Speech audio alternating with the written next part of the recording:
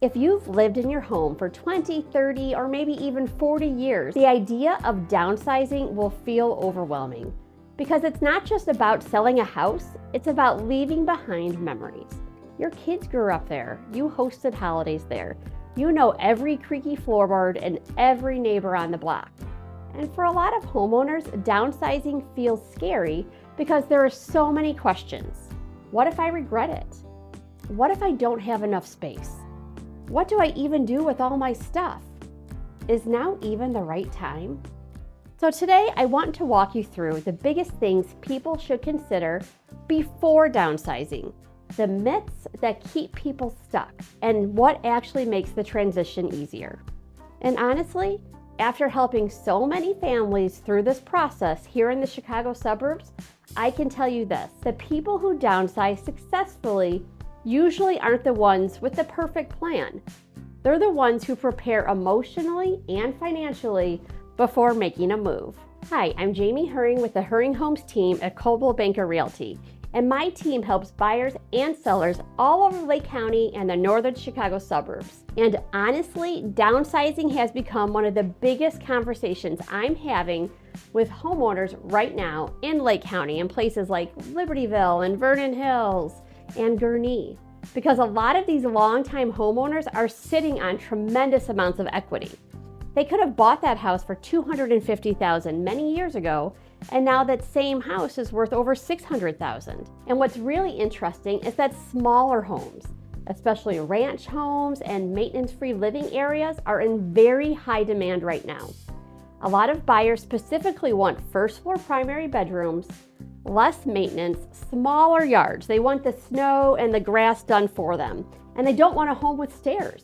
So downsizers are often in a stronger position than they realize. But the challenge usually isn't selling the house, it's figuring out what comes next. So if you're even thinking about downsizing or you're helping a parent through it, this video is for you. Let's start with the biggest myth.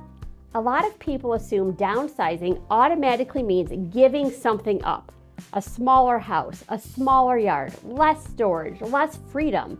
But honestly, the happiest downsizers I work with usually feel like they are gaining freedom. Because what people don't realize is a large home becomes work. More cleaning, more maintenance, more stairs, more repairs, more unused and empty rooms. I can't tell you how many homeowners tell me, we only use 3 rooms anymore: our bedroom, the living room, and the kitchen. And meanwhile, they're heating, cooling, cleaning, insuring, and maintaining, let's say, a 3,500 square foot house. So sometimes downsizing isn't about having less, it's about finally having a home that actually fits your current lifestyle. And for many people, that becomes incredibly freeing. So should you downsize now or wait? This is one of the biggest questions people wrestle with. A lot of homeowners wait too long because emotionally they don't feel ready. And I completely understand that. But here's something important to think about. It's usually easier to downsize when it's your choice, instead of when it becomes a necessity. Because when people wait until health changes, or mobility comes harder, and stairs become unsafe, or maintaining a home becomes an overwhelming process, that is a very stressful time to then make a move. The homeowners who tend to have the smoothest transitions are the ones who start planning early before they absolutely have to. So that doesn't mean you move tomorrow, but it does mean start decluttering now. You're gonna have your kids probably preschool papers or report cards. You need to start researching communities, start understanding your finances, and start thinking realistically about what your next chapter looks like. Because downsizing works best when it feels proactive, not reactive. So where do people usually go? And this is the question almost everybody asks. Okay, but where am I going to live next? And honestly, there's no one-size-fits-all answers. Some people move into condos. Some people move into townhomes or a 55-plus community or a ranch house, or maybe even a luxury apartment. And each option has trade-offs. Some people love the idea of exterior maintenance being handled for them. I would love that. No more snow removal, no more landscaping, no more worrying about the roof. But then they realize HOA rules are stricter than I expected. That can happen. Other people think they want a condo, but then they realize they still really want a private yard or a basement or a little more separation from their neighbors. And honestly, one thing I encourage people to do before selling is go and start touring homes early, even if you're not ready yet. Because sometimes people are emotionally attached to the idea of downsizing, but they haven't actually visualized what does daily life look like afterwards. And seeing options in a variety of settings is going to help you make a decision. Downsizers massively underestimate all the stuff. So we need to talk about the stuff, because this is probably the number one challenge people underestimate. After living in a home for decades, I'm talking to you, will accumulate an unbelievable amount of things. And here's the reality. Your next home is probably not going to have the same storage or the same square footage or the same basement or the same attic or the same garage space or maybe even a shed. And that's where people panic, because they think, how could I possibly fit in my life into a smaller home? But here's the good news. Most people do not miss the majority of the stuff they get rid of. In fact, a lot of downsizers tell me they feel lighter afterwards. But the key is, do not wait until 2 weeks before your move. You need to start decluttering and saying goodbye early. One drawer at a time, one closet at a time, one room at a time. And emotionally, this part can be hard because you're walking down memory lane with every object that you see.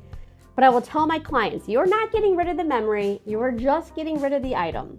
So take photos of the sentimental things, pass heirlooms down intentionally, keep the pieces that truly matter to you. But don't let your stuff keep you trapped in a house that no longer fits your life. And as a daughter in her 40s, please get rid of your stuff so your kids don't have to do it after you die. It's hard for them, and you can't take it with you no matter where you go.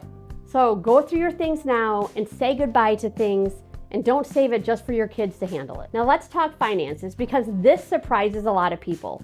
Many homeowners assume downsizing automatically means cheaper monthly expenses, and sometimes it does, but not always, especially today, because in some areas, smaller homes, ranches, maintenance-free living communities, 55+ properties are actually in very high demand. So depending where you move, you may not reduce your housing costs as much as you expected. You also need to factor in property taxes, HOA fees, moving costs, renovations, storage units, and sometimes higher interest rates if you currently have a very low mortgage rate. So it's not really about saving money, it's more about simplifying your life. Less maintenance, less stress, less physical upkeep, that has value too. And another thing many long-term homeowners don't realize is that there can be significant tax savings when selling a primary residence. So always talk to a tax professional. Many homeowners may qualify for capital gain exclusions of up to $250,000 if you're single and $500,000 if you're married, filing jointly on the profit from the sale of their primary home, if they meet the ownership and residency requirements. And for people who've owned their home for decades, that can make a huge difference financially. You also want to think long-term. Will your next home allow you to age comfortably? Think about stairs, laundry, walk-in showers, accessibility, proximity to doctors, snow removal, and whether you want exterior maintenance handled for you. Because sometimes the right downsizing home is not the cheapest one. It's the one that supports your lifestyle long-term. So here's a real downsizing story. A couple I knew in Libertyville have been talking for years about downsizing, almost 3 years, and they kept waiting because emotionally they just couldn't picture leaving the house. The kids had grown up there, they hosted every holiday there, and honestly the house is absolutely beautiful, but maintenance was becoming completely exhausting. The stairs have become an issue, and the yard work was becoming harder and harder. And they were spending so much time taking care of the house, they really weren't enjoying it anymore. It became a burden. So eventually they moved into a smaller, maintenance-free 55+ community, and after they moved, they told me, we wish we had done this sooner, because suddenly they were traveling more, they were seeing their friends again, and they were spending less time mowing and removing the snow and cleaning the spider webs and managing a house they no longer needed. And honestly, that sentiment I hear from a lot of people making. Honestly, this is a part of the people don't talk about enough. downsizing can bring grief, even when it's the right decision, because a home holds chapters of your life. You raised your kids there. You celebrated birthdays there. You took their family measurements on the door frame or the wall. Maybe babies got brought home there. Maybe you experienced a loss there, and leaving can feel emotional. That is normal. I think sometimes people feel embarrassed admitting that, but it's okay to feel excited and sad at the same time. Both can exist together. And honestly, another thing that can make downsizing emotional, adult children. Sometimes the kids are saying, "Mom, you should move." But sometimes the kids are saying, "Mom, how could you think about moving?" And other times the parents might say, "We're not ready." And other times the parents might say, "We are ready," but then the kids are the one putting up the stop sign. The parents are ready to simplify, and the kids can sometimes feel emotional about the family home too. Because to them, it's not just a home either. It's where Christmas happened. It's where their birthday parties were. It's where their childhood memories exist.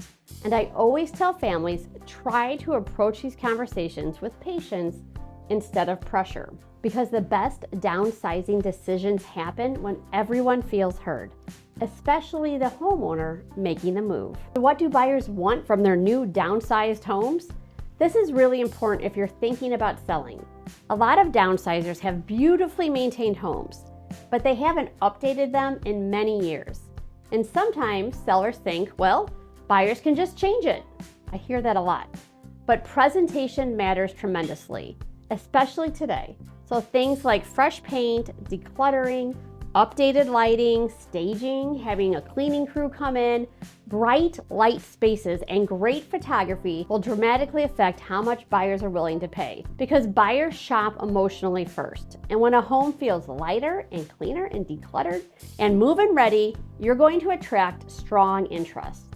So this is why decluttering before downsizing serves two purposes. One, it helps prepare for the move, and it helps the home show better. Okay, the biggest mistake I see with downsizing is that new buyers only focus on the house instead of the lifestyle. They obsess over square footage. But the better questions are, how do you want to live? Do you want to travel more? Do you want less yard work? Do you want walkability? Do you want to be on a golf course or the water? Or do you want to be closer to grandkids or your kids? Do you want a first floor primary bedroom? Do you want laundry on the same floor? Do you want less stress? Because successful downsizing is not about shrinking your life.